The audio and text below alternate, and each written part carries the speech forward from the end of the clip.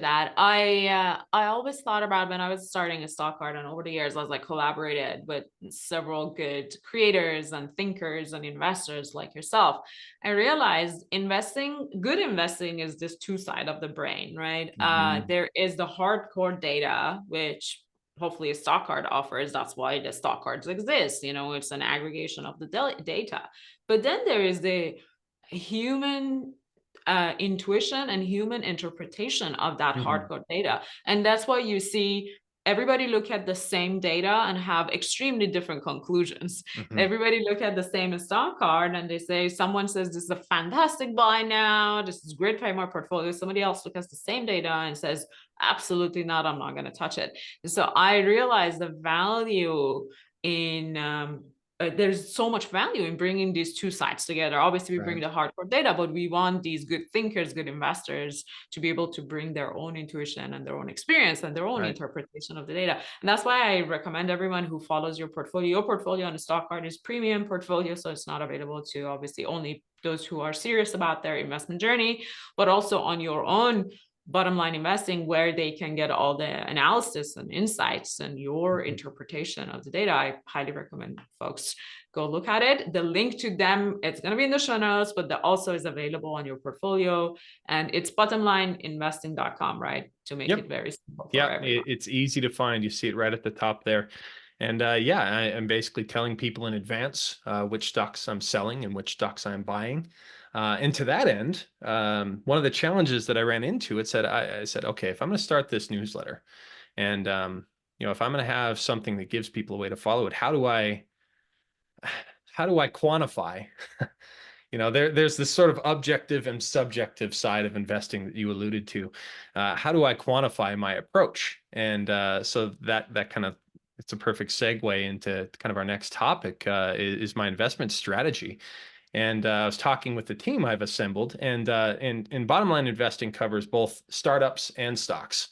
And but people know me most for my stocks research, because that's kind of what I've publicly written about. I did a lot of research for a company called King's Crowd as well, on the back end, for stocks or for startups research. So I'm including that as well, as part of my newsletter. But I said, how do I find these stocks? How have I done this over the last 15 years? How did I know to buy? I bought NVDA back in 2009 and kept adding to it. And that became my first 100 bagger, which was amazing last year.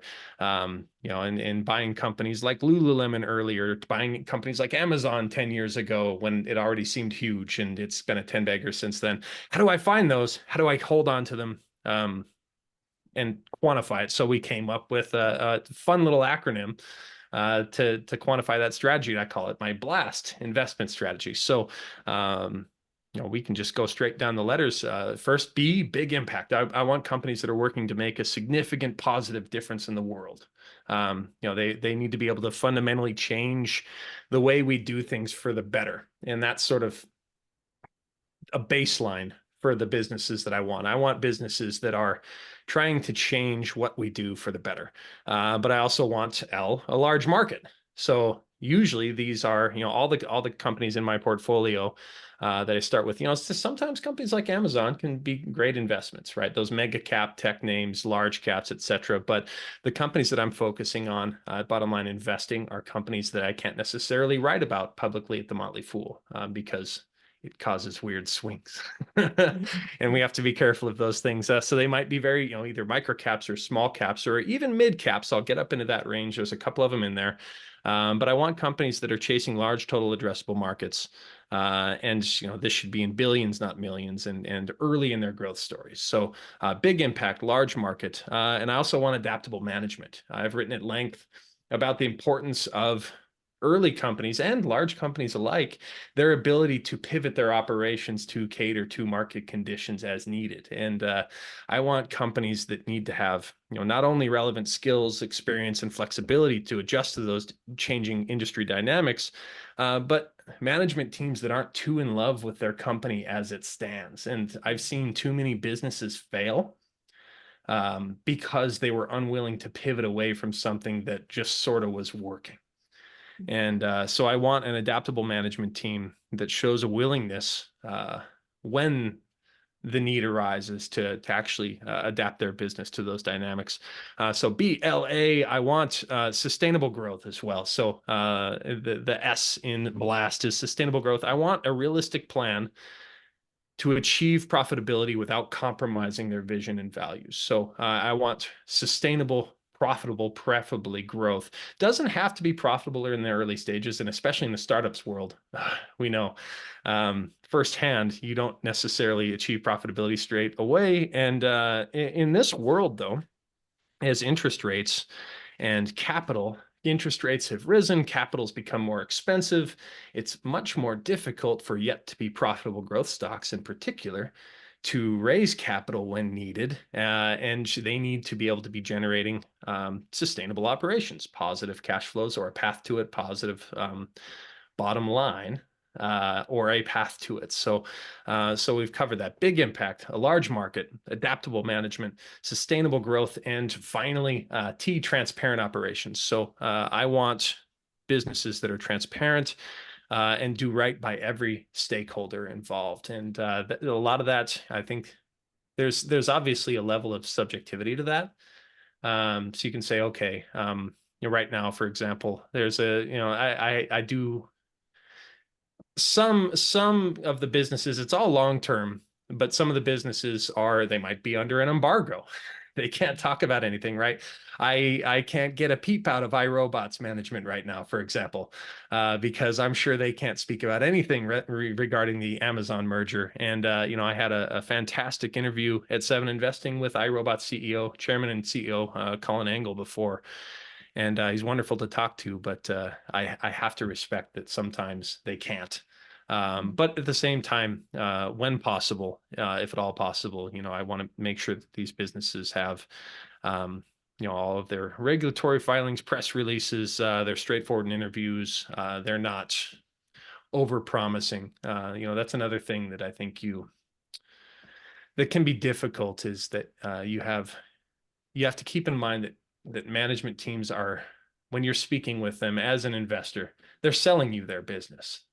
They're selling you on their business, and they want, and it's a rare thing to have them be truly transparent, almost as though they're speaking like they're writing an SEC filing where they have to tell the truth. Or if they don't, there's charges involved. So anyway, that's just a broad overarching view of the approach that I'm taking to find stocks early in their growth stories with that BLAST methodology. That's fantastic. I love it. I think, first of all, it's easy to remember and easy to follow, and it's also very deep. Basically, it touches all the important aspects of a company. Maybe we explore that a little bit further as well. Two questions for you. One is, can you tell us, how do you, for each of those BLAST components, how do you find the data behind it? Some of them are very subjective, some of them are objective, like a bit more hardcore, like in terms of data. So walk us through, what is your process of identifying each of those components? And then at the end, I kind of want to learn how long it takes for an investor as good as you to research one stock through the framework and come to a conclusion, whether it's a no or yes, like how long that process takes. So tell us about the process, how you go about it, and then tell us how long it takes. I think it's a continuous process first. I don't think I would ever set a time limit on when I need to make a decision. It's when I feel comfortable and I've gathered enough information, and I read obsessively and continuously. I absorb everything I can with as objective a view as I can with these businesses. But yeah, that involves reading their annual filings, reading their press releases, with a grain of salt, and if possible, contacting management and asking them hard questions. And some of my favorite businesses are businesses that are willing to engage with investors on those hard questions. But yeah, I don't think it's hard to place a kind of a time frame on it, because I'm still learning about businesses that I've invested in, sometimes for over a decade, right? I owned iRobot stock for a decade plus before it was acquired. before it was not yet acquired, but before it agreed to be acquired by Amazon, even though that's challenging. And I sold actually shortly after the deal was announced, a little under $60 per share. And spoiler for, even though it's behind a paywall, I added a small position to my bottom line investing portfolio after the plunge, because I was kind of weighing the likelihood that maybe Amazon will fight it and actually try and push forward with the acquisition, but B, the likelihood that iRobot might be able to resume life as, a standalone business and, re-ramp its R&D and marketing spend, et cetera. Oh, I feel like I've digressed. But yeah, it's just something. I think it's just an ongoing learning process, and I just read everything I can about the business, and I study their ability to deliver on each of the points in my blast investing framework. And if I feel comfortable enough, I will move forward. And that's one of the things that I'm going to provide to premium subscribers of the Bottom Line Investing newsletter, is, like you mentioned earlier, research on each of the companies that I cover, ongoing updates and deep dives into the businesses that kind of explain exactly how they fulfill that. So yeah, it's just an ongoing process that kind of never ends. And I don't do well, my mind, I think, sitting still. And kind of resting on my laurels, and love or hate Jim Cramer, but for example, but one of the things that he always says, the only things that I kind of agree with, was buying homework, right? Instead of buying hold, it's always buying homework, and that's what it is for me. So Buying homework. I've never heard of that phrase, but right. actually makes sense. It is very similar to Peter Lynch approach. I know you know he had Peter Lynch when he was managing Magellan Funds at Fidelity. He had Mhm. about 1,400, like 1,400 stocks in his portfolio. And I Yeah. recently was listening to this podcast episode with his sort of like prodigy, Jewel Tallencast. Hmm. And he was saying the reason Peter, or he and Jewel had like 800 stocks in his portfolio before he gave up the reign to his successors. And the Right. reason they actually buy so many stocks is because they buy so that it gives them the incentive and the right to do the research. So Yes. they Yeah. basically it buy and do your homework. It's not Yeah. like, oh, buy and then you're done with it and you forget about everything about that Yeah, company. that's actually a fantastic point. I think that is echoed by several other really famed investors. Actually, Tom Gaynor of Markel was previously their chief investment officer. Now he's the co-CEO. Actually, no, now he's the sole CEO. But Tom Gaynor of Markel said the same thing. He said, you might see stocks show up in Markel's portfolio with a small position. That doesn't necessarily mean, he said sometimes he'll buy things just because, yeah, exactly. It gives him the excuse to actually start doing more research because he has a vested stake in it. It's like, all right, now I have to dig in because it's part of my portfolio. And, the other thing that I think, speaking of Peter Lynch I love the way he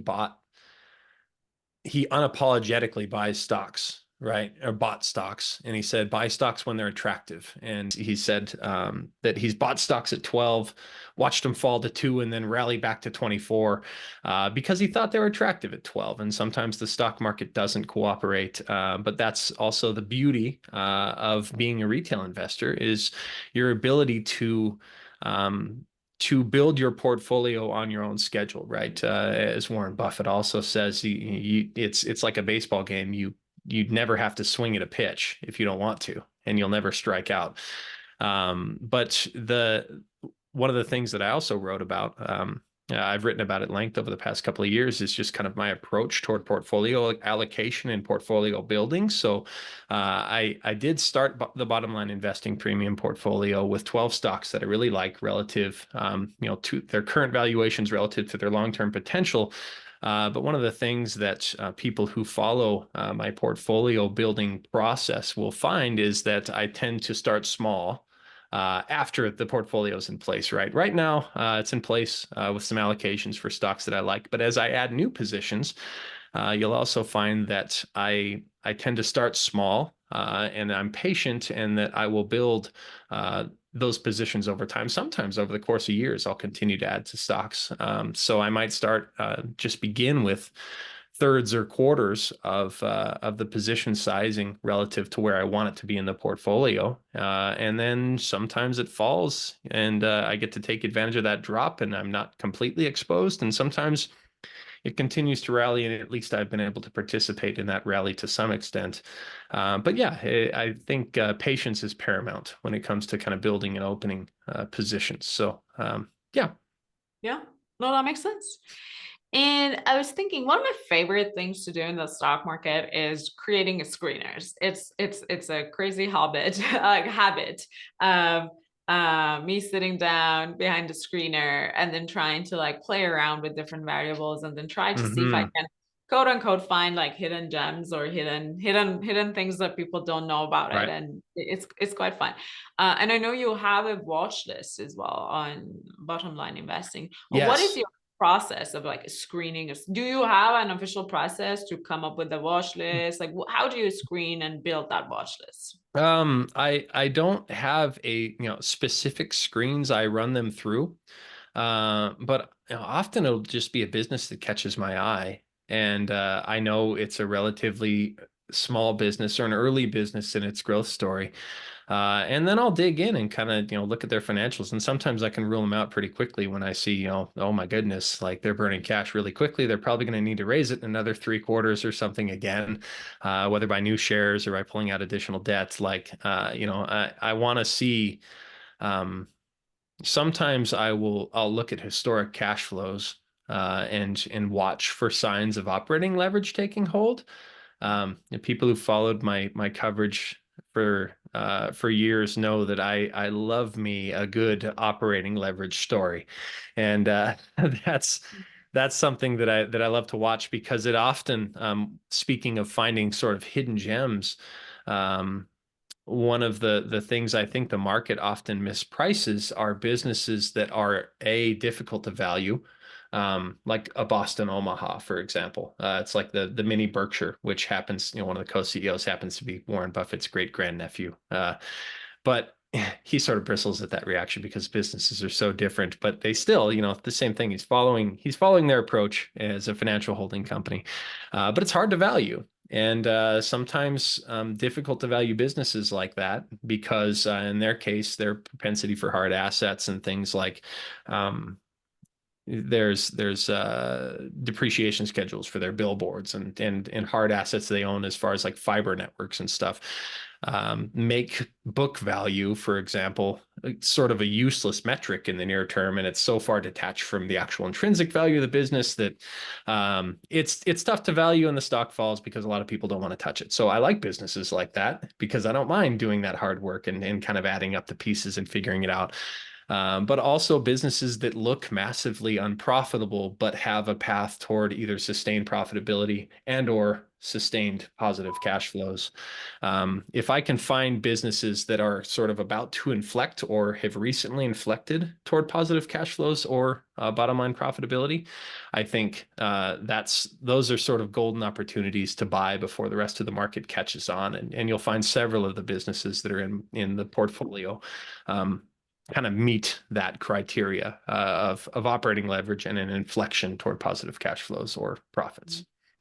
Makes sense. That's great. And you know what? As you were speaking and explaining this, I was just thinking, my mind immediately went to this space of a lot of people think, okay, AI or artificial intelligence or machine learning, things like that can do great job at stock picking. And one Mm-hmm. of my argument to it is that there's just so many ways to interpret the data that correlates with your strategy, your Right. philosophy. There's no like one good or bad way of picking a stocks. Yeah. And how many of these things can you like, how many of, if you ask an artificial intelligence, you probably can get very narrow and say my strategy is this and my goals are this and I'm looking for these kind, and I interpret book value this way and I pay attention to Mm-hmm. operational leverage, blah, blah, blah. You could create all these things. And then maybe in that case, you can be a very narrow focused stock picking machine. But Yeah.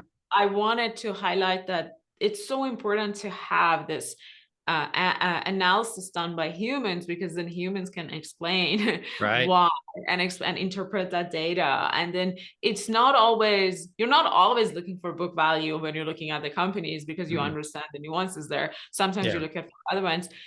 So it just, my mind went there, that how important it still is in the era of machine learning and AI and things like that, to have that interpretation and understanding of why we use different metrics for different companies and different Right. stocks.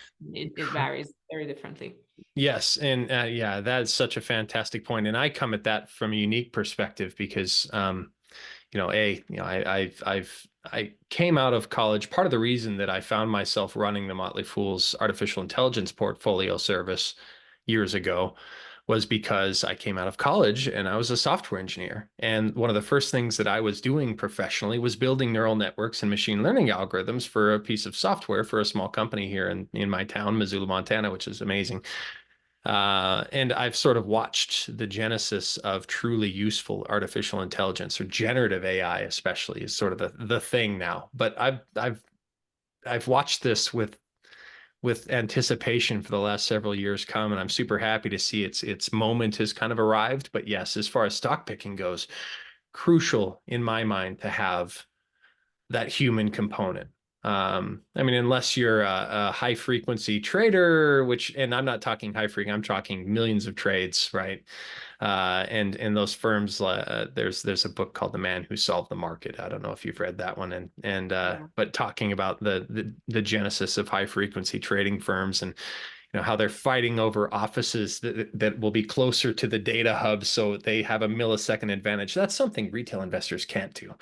Um, but I don't think that's a disadvantage for us. I think we are uniquely positioned as small investors to enjoy the benefits of our own human objectivity. And if we can hone that process effectively, I think it's not just possible, but probable that small investors beat the market over the long term. But patience, again, is required for us, because we can't do millions of trades a day and shave off pennies in the process. So Yeah, no, it makes sense. It's sort of humans, it's ironically humans' competitive advantage is being slow here, you yeah. know, Yes. Yeah. which is an important one. I mean, when you can, to your point, like there's no way anyone's brain can compete with the volume of information Hmm. that AI can process or machine can process, but we can intentionally slow down and be patient and focus on what matters and interpret the data and do our research.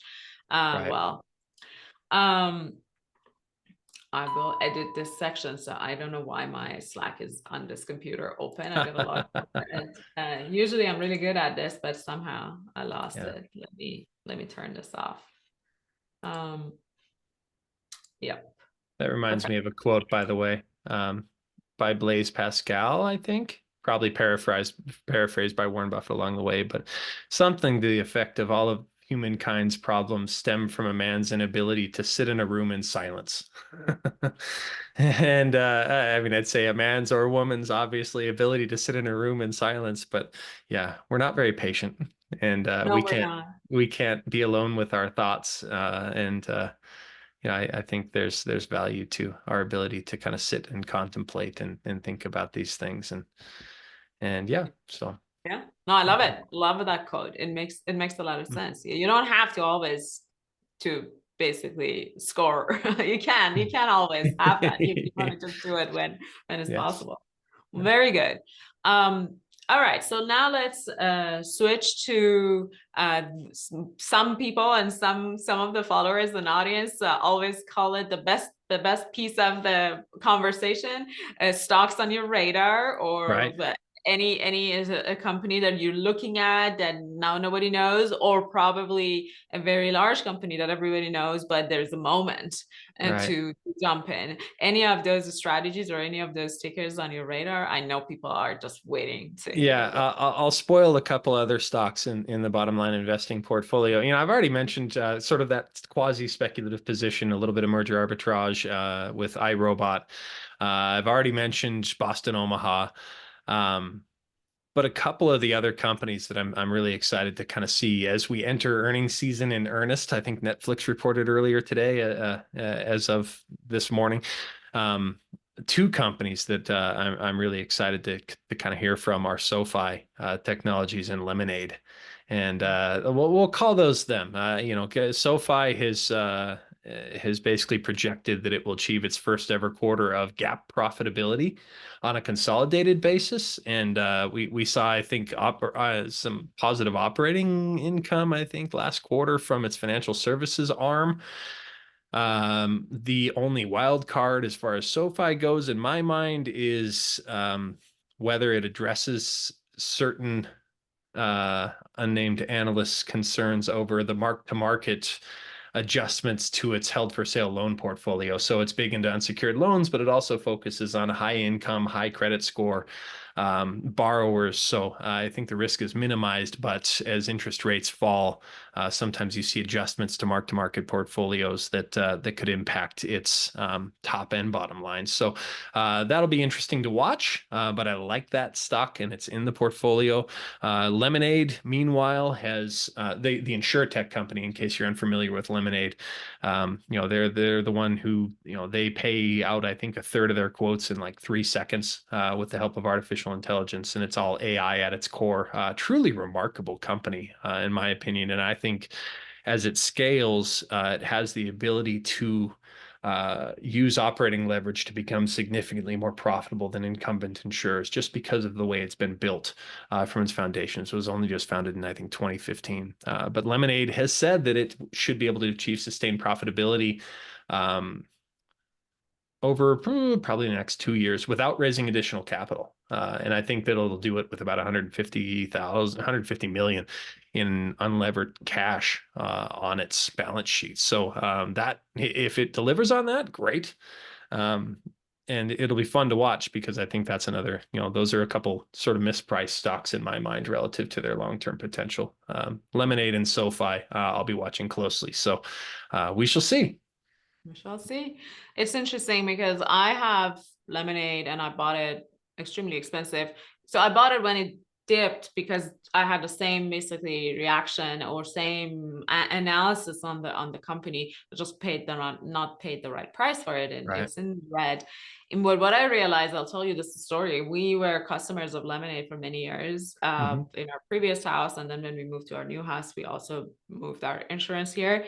And then just this past year, they sent us an email and they're like, your roof is too old, although there's no problem. So we're not going to be able to cover you anymore. And I was furious. I'm like, I'm an investor. I love you guys. I believe Yeah. your company is going, Yeah. why are you getting? And then they said, the only way that you can stay a Lemonade customer is to change your roof. And I'm like, our roof has no problem. I wouldn't change it. And then but I understand. I dug into it as a personal story. It was like a bad story because I Right. had to switch insurance to somebody else who actually was logical about the fact that the roof doesn't have any problem.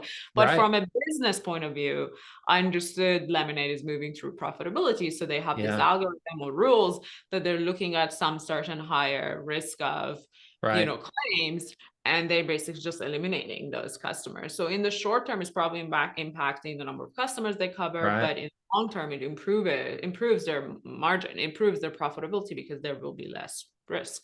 Right. And maybe there's an opportunity there for them to kind of include more of a human component. But yeah, I mean, I bet you that was an AI algorithm that just said, hey, this person, their roof's aging and they have a high chance of unprofitability. That is an interesting line to walk, I think, as AI plays an increasing role in our lives. And you hate to hear stories like that. But yeah, like you mentioned, from a business perspective, maybe it makes sense and maybe it was the smart move for them. But I'll be very interested to see how they approach situations like that as they scale and they have more of an ability to potentially take quote unquote higher risks like that with an aging roof that isn't having issues, or a customer who may drive a lot of miles, because they acquired Metro Mile, right? And as they expand. But I would certainly consider them if they came to Montana. But one of the issues here is, wildfire insurance. So like, I'm sure they'd have some algorithm that would trigger me, and it'll be very curious. kind of how they as they expand to more states and expand their customer base, how they function. But yeah. Yeah. Well, I think they're smartly focusing on profitability, and they're trying Hmm. to bring back profit. And then from there, they're going to have a base and try to Right. expand it. Obviously, for a roof case like ours, when we switched to another provider, they basically just had us a schedule of saying that, okay, Sure. your roof is 40 years old or 20 years old or whatever it is. We're not, if something happens, we're going to cover 40% of the cost because Sure. it's old, right? So Yeah. Lemonade just needs to, I don't think they're, at some point we would be again a customers to them, or we change our roof and become brand new roof, and then we will go back to their Yeah. customers. But I think they're trying to figure out how to become profitable, and then from Hmm. there build their base. Yeah. From that base they start regrowing and add more Yeah. customers. And I It makes think that's super compelling. Yeah, from a business perspective, it'll be an interesting one to watch unfold because, I think Shai Wininger is one of the co-founders. He said repeatedly that what they're shooting for is to be an iconic leader in the insurance space that has a growth story that will last for the next 20 years minimum, right? So they're looking at decades. And I think maybe we see more flexibility come from them in cases like your story as they yeah, get larger. But yeah, yeah. No, yeah, that those makes are sense. two. Great. Well, we actually got three. So you talked about iRobot, you talked about Lemonade, and you talked about SoFi, all very interesting companies. Is there anything else you would want to cover, Steve, before we wrap up? My last question for you, which we will edit this section out of it, would Mm. be any advice for 2024 in terms of investment approach and philosophy to Right. investors? Mhm. I think strange things happen around elections. So I think I don't want to say hold your nose and buy, but um, I think investors are going to need to try extra hard to kind of tune out the noise. This year, we have a combination of a presidential election coming up, but also we have the Fed that is on the cusp of switching directions, right? They've paused interest rates, I think, for the last 3 months straight after a historic pace of rate increases that dated back to, what was it, March 2022? Yes. Yeah. And so the historic rate of interest rate increases, they paused for a few months, and the market is forecasting anywhere between 3 and 6 rate declines, which on the surface should be good for like long tail assets, like higher risk growth stocks, right? Because they look more attractive relative to fixed income counterparts when rates decline, as sort of a general rule. But the market's also forward looking, and we've enjoyed quite a rally, albeit with a little bit of a pullback. Maybe we're building a base. I think that's where stock pickers tend to thrive, because as the markets rallied, there's still a lot of businesses that haven't come anywhere near revisiting their 2021 highs or in early 2022 highs, nor should they have maybe arguably ever traded at those highs. Um, but I think we have a lot of small and mid cap growth stocks that have been building bases, and I'm excited to see what happens when the market finally catches on that they are attractive values relative to some of the other segments of the market. So yeah, I hope I didn't convolute things further, but that's my general thinking going into 2024. Yeah, no, that makes sense. It's a strange year, to your point, and lots of Hmm. forces that may move the market, and we have no control. It's those Yep. are the things that we have no control over. So we have to just tune out the noise, as you put Right. it, which is very, very difficult to do. But Hmm. we have to kind of thrive there, I guess. So Yep. try to Yeah, focus on tuning out exactly. noise. Well, great. So we know we can find your bottom line investing portfolio on your website, bottomlineinvesting.com, on a stock card as a premium portfolio, only available for VIP users. But where else can people find you? And if they want to follow you and have a conversation with you, where can they go? Right. I'm easy to find on Twitter as well. And you can email me if you want, steve@bottomlineinvesting.com. I monitor that and personally respond to everything. But yeah, find me on Twitter, X, And it's Steve Symington. It's Steve_Symington. So SYM. But I'm easy to find if you want to. And you can find my socials on Bottom Line Investing linked there as well too. So yeah, I'm kind of all over, and I like to respond to people who reach out, and people who know me know I never tire of talking about the stock market. They say, "Oh, you do this for a living. Why would you talk about it?" I'm like, "Yeah, because it's a job that I don't really need a vacation from, because that's all I like to do." That is awesome. I love it. Well, Steve, welcome to the community as a partner. We love Thank having you. you around, and we look forward to having you back on the show. We want to keep hearing about the good performance of the BLAST framework and the portfolio that goes with it. Thank you very much. Yeah, thank you, Hoda.